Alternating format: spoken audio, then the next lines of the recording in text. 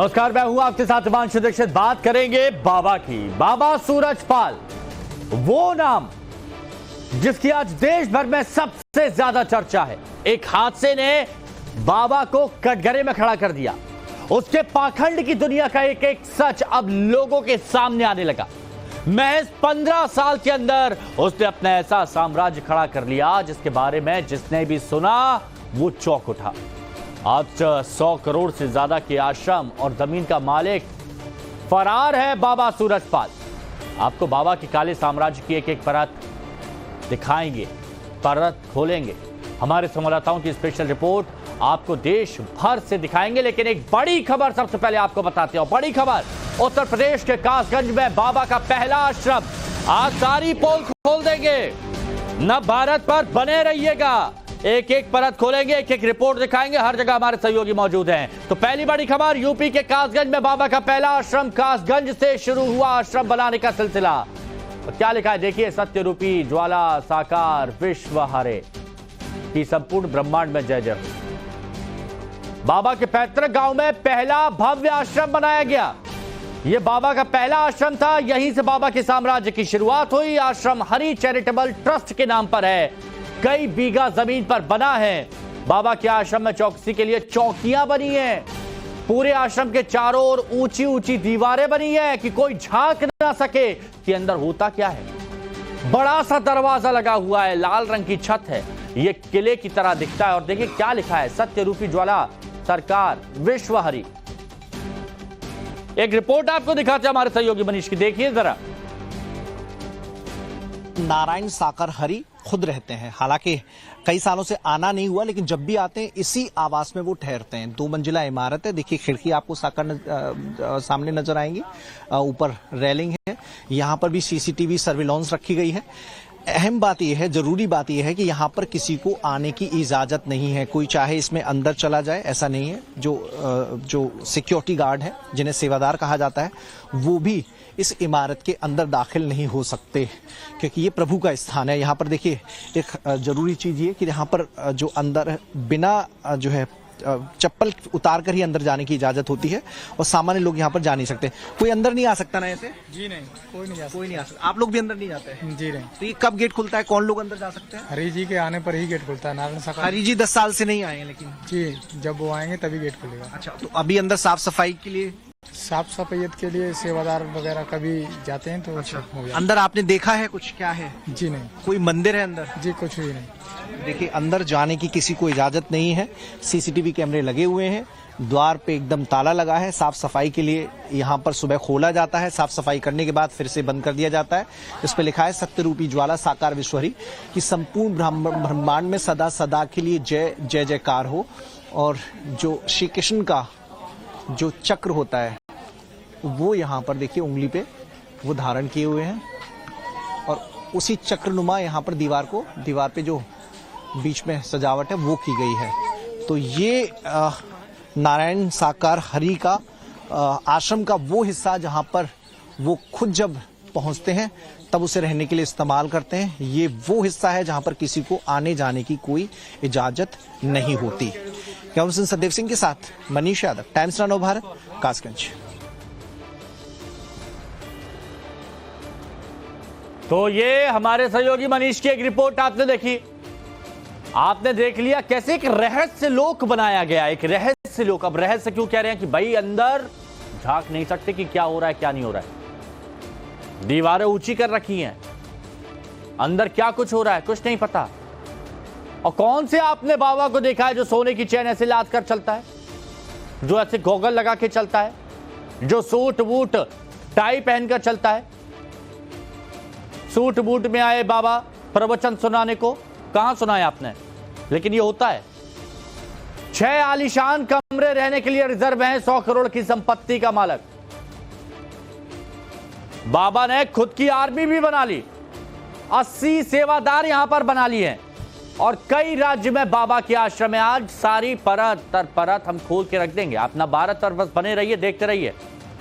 अभी देखिए अब आपको ग्राफिक्स के जरिए अब क्या क्या बताते हैं। तो बाबा ने भ्रम और अंधविश्वास का जो जाल फैलाया है, पहले उसमें मासूम लोगों को ना सिर्फ फंसाया बल्कि उनके पैसों से उसने अपना करोड़ों का साम्राज्य खड़ा कर दिया, करोड़ों का साम्राज्य।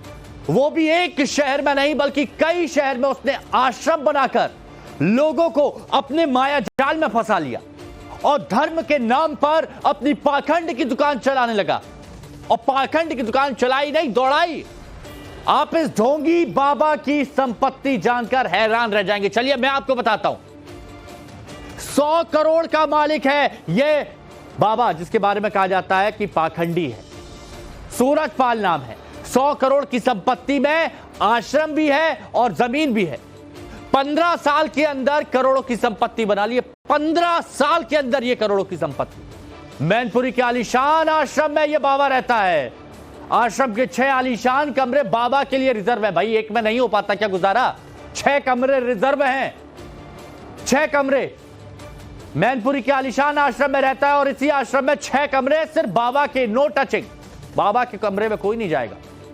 पश्चिमी यूपी में 24 से ज्यादा आलीशान आश्रम है, 24 से ज्यादा। लग्जरी कारों का काफिला साथ चलता है। आगे बुलेट पर ब्लैक कमांडो चलते रहते हैं और काफिले में हर समय 25 से 30 लग्जरी कारें होती है।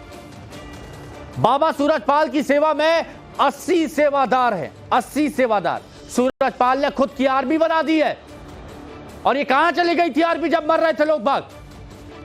बड़े बड़े अधिकारी और नेता बाबा के आश्रम में आते हैं, हाथ जोड़कर धोख लगाते हैं। चलिए एक और बड़ी खबर आपको बताते हैं। इस वक्त की बड़ी खबर, हाथरस हादसे के मुख्य किरदार बाबा सूरजपाल से जुड़ी ये बड़ी खबर सामने आई है। बाबा के मैनपुरी आश्रम की एक्सक्लूसिव तस्वीरें सिर्फ न भारत पर आपको दिखाने जा रहे हैं हम। ड्रोन तस्वीरें बाबा सूरजपाल के आश्रम की आप देखेंगे। बाबा सूरजपाल के आश्रम को टीवी स्क्रीन पर बाबा का वही व्हाइट हाउस जिसे लेकर तमाम सवाल उठ रहे हैं। अब देखिए ड्रोन तस्वीर आपको हम नव भारत पर दिखा रहे हैं। दीवार तो ऊंची ऊंची कर रखी है, अंदर जाने नहीं दिया जा रहा। क्या आसमान पे भी पहरा लगा देंगे? क्या आसमान पर भी पहरा लगा दिया जाएगा? नहीं होता ऐसे। अब ये देखिए, ये व्हाइट हाउस, एक व्हाइट हाउस आपने देखा होगा अमेरिका में, है ना, जहां राष्ट्रपति रहते हैं। और एक व्हाइट हाउस ये देखिए कैसे बना रखा है, लाल रंग की छत यहां पर बना रखी है। नव भारत के पास आश्रम की एक्सक्लूसिव तस्वीरें हैं। आप देखिए कैसे फेंसिंग चारों तरफ से लगा रखी है और देखिए सब तरफ खेत है। आजू बाजू आप देखेंगे बिल्कुल खेत बने हुए, लेकिन वहां पर एक आलीशान फार्म हाउस, शानदार सा। बाबा बड़े कमाल का है ये बाबा। 6 रिजर्व कमरे रखते हैं अपना ये बाबा। 6 कमरे रिजर्व रखता है बाबा अपने लिए। 25 से 30 गाड़ियों का काफिला इसके साथ में जाता है। उससे पहले बुलेट पर जाती है आगे ब्लैक कमांडो। अब चलिए भोले बाबा के नाम से चर्चित सूरजपाल का यूपी में मेन ठिकाना वो हम आपको बताते हैं। मैनपुरी का बिछुआ आश्रम है। मैनपुरी का बिछुआ आश्रम यूपी में कहीं भी कार्यक्रम हो बाबा यहीं से जाता है और यहीं से आता है। यह आश्रम बाबा के लिए, इस बाबा के लिए क्यों खास है और यह कब बना था आपको इस बारे में हम बताते हैं। मैनपुरी में आलीशान बिछुआ आश्रम बना हुआ है। आश्रम की वैल्यू बताई जाती है 4 करोड़। आज के वक्त में इसकी वैल्यू 4 करोड़ है। यह आश्रम काफी बड़ा है। यह करीब 21 बीघा में फैला हुआ है। 21 बीघा में, आप लोग बखूबी समझते होंगे बीघा में। इस आश्रम में करीब 80 सेवादार रहते हैं और इस आश्रम में बाबा के लिए 6 कमरे रिजर्व रहते हैं। हर वक्त 6 कमरे रिजर्व रहते हैं जिन पर सिर्फ और सिर्फ इस बाबा का अधिकार। औरों के लिए नो एंट्री, किसी को भी जाने की इजाजत नहीं है इन कमरों में। ऐसा क्यों, क्या होता है? यूपी में कहीं भी कार्यक्रम हो यह बाबा सूरजपाल यहीं पर रुकता है और यहां पर 5 सितारा होटल की सुविधाएं हैं। 5 सितारा 5 स्टार होटल में जो सुविधाएं होती है, कौन सा बाबा है जिसको 5 स्टार फैसिलिटीज लगती हैं? हर कमरे में एसी लगा हुआ है, बड़े बड़े पंखे लगे हुए हैं। ठीक है भाई, चलो गर्मी है, एसी पंखे तो आजकल आम बात हो गई है, लेकिन आप देखिए 5 स्टार फैसिलिटी चाहिए इस बाबा को। एक और बड़ी खबर आपको बता देते हैं। हाथरस कांड पर इस वक्त की एक बड़ी खबर। हादसे की शुरुआती एसआईटी जांच रिपोर्ट सौंपी गई है। डीएम, एसएसपी समेत 100 लोगों के बयान दर्ज हुए हैं। हाथरस कांड पर इस वक्त की बहुत बड़ी खबर। डीएम, एसएसपी समेत 100 लोगों के बयान दर्ज हुए हैं। शुरुआती एसआईटी रिपोर्ट, जांच रिपोर्ट सौंपी गई। एडीजी आगरा और अलीगढ़ कमिश्नर के नेतृत्व में यह जांच हुई। मुख्यमंत्री स्तर से एसआईटी जांच का आदेश जारी किया गया था और अब धीरे धीरे पता चलेगा कि इस रिपोर्ट में और क्या है। अभी तो खुलासे शुरू हुए हैं, 6 लोग गिरफ्तार हुए हैं, अब ये फेहरिस्त और लंबी होगी। अभी तो बाबा कहां छुपा फिर रहा है, ये सवाल भी उठ रहे हैं कि ये बाबा कब सामने आएगा। इतने भक्त मर गए, इतने भक्तों की जान चली गई, इतने अनुयायियों के परिवार उजड़ गए, लेकिन बाबा सामने नहीं आया। अरे खुद को परमात्मा बोलता है तो उस वक्त कहां था, कहां था उस वक्त बाबा? और ये पूछ रहे हैं भक्त जिनका परिवार बिछड़ गया, खो गया, परिवार खत्म हो गया, वो लोग बोल रहे हैं कि भाई ये तो परमात्मा था ना, क्यों नहीं बचा लिया अपने भक्तों को? विनोद जुड़े हुए हमारे सहयोगी हमारे साथ। विनोद, रिपोर्ट सौंप दी गई है शुरुआती, क्या है इस रिपोर्ट में, जरा बताइए अभी तक क्या सामने आया है? देखिए, हालांकि रिपोर्ट अभी जाहिर नहीं की गई है, लेकिन जो सोर्सेज दावा कर रहे हैं कि इस रिपोर्ट में 100 से ज्यादा लोगों के जो है बयान दर्ज किए गए हैं। माना जा रहा है कि प्राइवेट एसआई जो गलती थी इस रिपोर्ट में भी सेवादारों की गलती मानी गई है। माना गया है कि सेवादारों ने पुलिस और जो लोकल प्रशासन था उसको एंट्री नहीं दी।